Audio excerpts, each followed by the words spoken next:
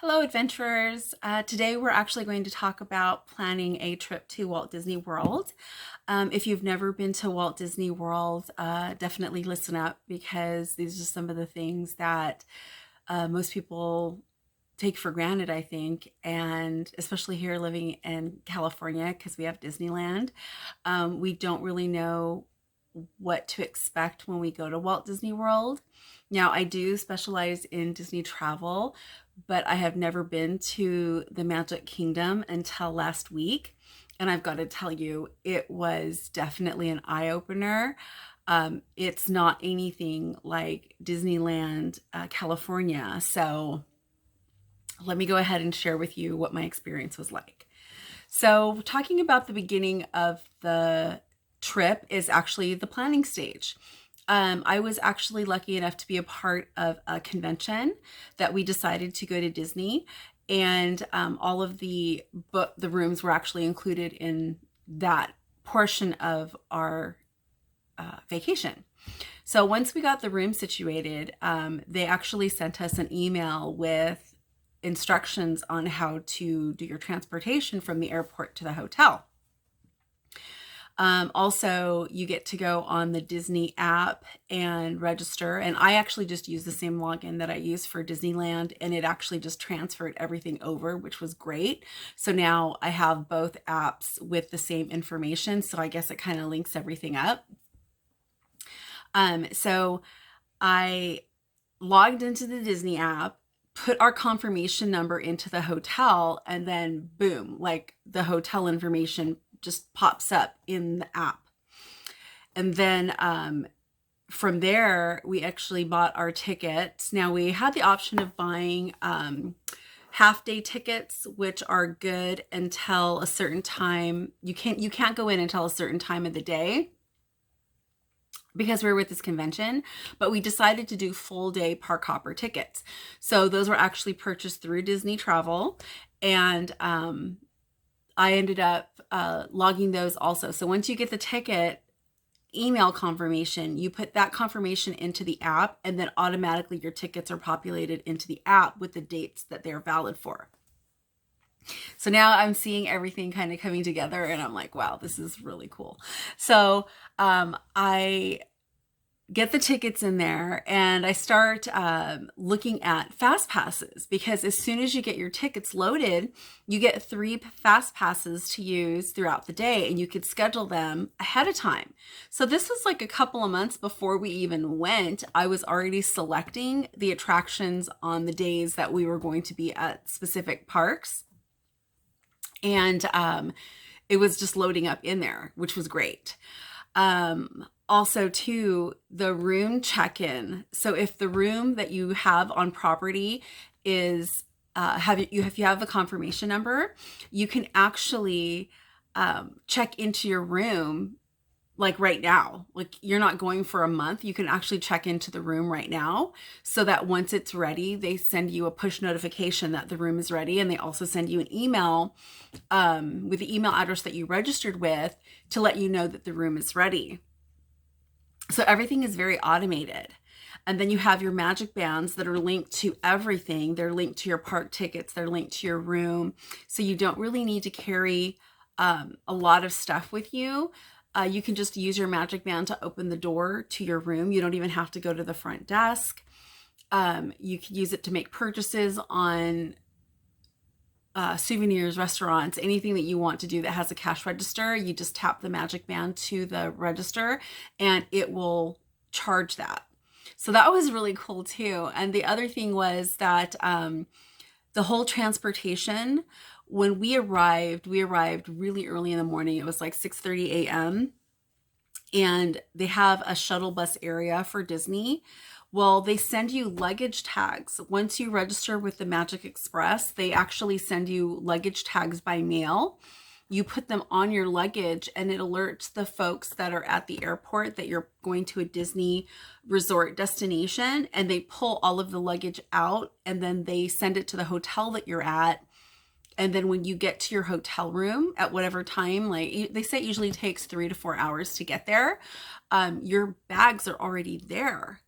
So when we first got there, we went straight to the bus. We didn't go to baggage claim.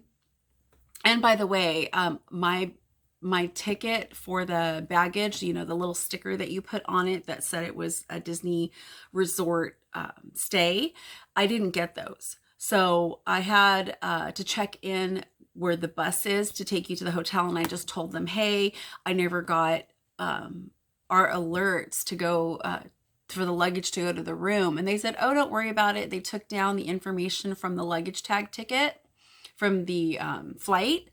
And when we got to our room after we visited the park, the luggage just ended up being there.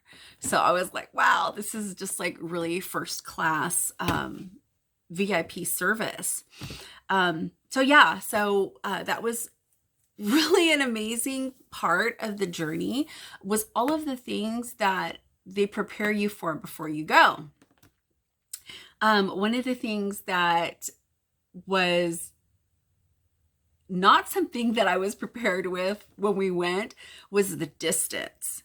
So, you know, being that we're always at Disneyland, everything is crammed into that one space. But going to Walt Disney World, everything is so spread apart. So the stat that I got from the cast members and different people around the hotel say that the property is 47 square miles. So it's like a city. It's absolutely enormous. So you can't get a bus that goes from one property to the other. So like say you wanted to go to, for our instance, we had stayed at New Orleans French Quarter, and then we had to go to the Contemporary for the convention. So we had to take either a car or a minivan. They call it a minivan. So it's like this lift that's got a little red skirt on. Well, it's not literally a red skirt, but it's painted red with white polka dots and black. So it's a minivan. But we had to take a car in order to get to the hotel because the buses won't take you from one property to the other. However, each different bus goes from each different park. So they all have like a transportation center and a trip route that they take. So you would have to get, like if we're staying at the French Quarter and I wanted to go to Magic Kingdom, I would get on a bus that would go to the Magic Kingdom from my hotel. But then if I wanted to go to Walt Disney Studios, I would have to, or Hollywood Studios, excuse me. If I wanted to go to Hollywood Studios, I would have to get back to that bus area and then take the bus that said to the other resort and then go to that park. So it could actually take a lot of time because that bus stops at other places on its route. So you could take like anywhere from 30 to 45 minutes getting from one park to the other. So we actually ended up taking a lot of lifts. Now they weren't super expensive. I think the most we paid for a lift was $10 to go from, I think it was Animal Kingdom to our hotel, but it was at night. But yeah, it was just one of those things where I was like, wow, you know, you really have to be planning your transportation.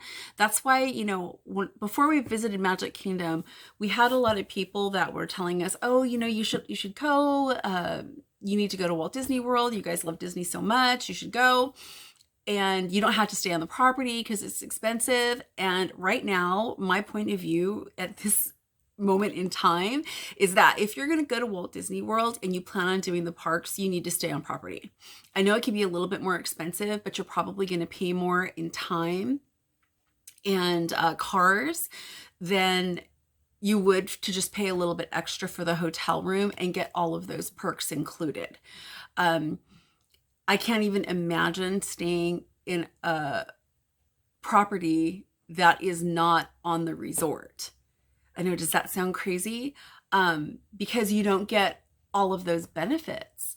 And, you know, if you stay in a property off the resort, then you're renting a car or maybe you're taking a hotel shuttle, and those go to the transportation center, which also is, if you're an annual pass holder at Walt Disney World, you have to park your car at the transportation center and then get on a tram and a bus and all this stuff in order to just get in the park. And I was like, wow, I don't even know if I'd have a pass to Disneyland if they made me do all that stuff to get in. I don't even like parking in the Toy Story lot. Like, it's a hassle. So I can only imagine parking like a million miles away. But what I was told is that, most annual pass holders make reservations for one of the hotel restaurants to have lunch or dinner, and then they go park on the hotel property and take one of the buses into whichever park they're going to. So there's a lot of tricks that people use in order to get around that resort. But I was just really super surprised on how large it was. And everybody asked me, it's like, now that you've been to both parks, which park would you go to? And like to say is your favorite park. And I've got to tell you, my heart is still with Disneyland. It was definitely a culture shock, the difference between both of the parks and how everything's laid out. That, I really, in my heart, I would have to say that Disneyland is better for me than the Magic Kingdom. However, I really fell in love with the Wild Animal Park. So that is why I think it's super important that you use a travel agent in order to book all of your trips.